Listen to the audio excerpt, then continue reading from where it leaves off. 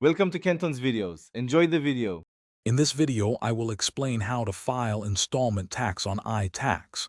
First, ensure you have your income details ready. You'll need to estimate your annual income and calculate the tax due. This process helps you stay compliant and avoid last-minute rushes. We'll walk through each step, making it straightforward.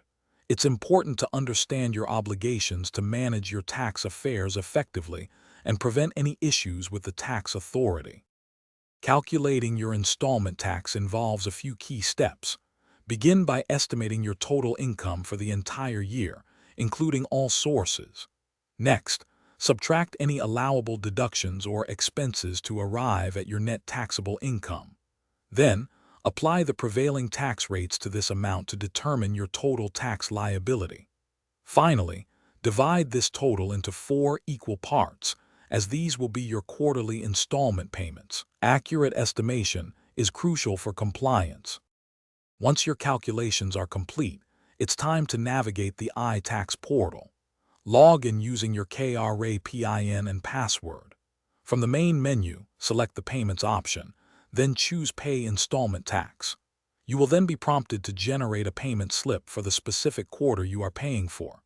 Carefully review all the details on the generated slip to ensure accuracy before proceeding to select your preferred payment method. This step is vital for correct processing. After generating your payment slip, select your preferred payment method. Options typically include mobile money services like M-Pesa or direct bank transfers. Ensure you use the unique payment slip number as the reference for your transaction. Once the payment is made, return to the iTax portal to confirm the transaction. It's crucial to keep all your payment confirmation receipts and records safe. This ensures you have proof of payment and helps in reconciling your tax account. Thanks for watching. Consider subscribing if we helped you.